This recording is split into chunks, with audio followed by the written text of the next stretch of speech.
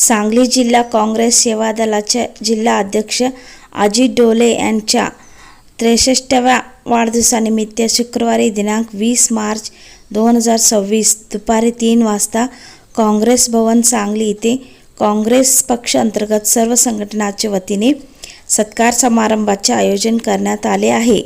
तरी काँग्रेस अंतर्गत सर्व संघटनांचे पदाधिकारी व कार्यकर्त्यांनी वेळेवर उपस्थित राहावे ही नम्र विनंती।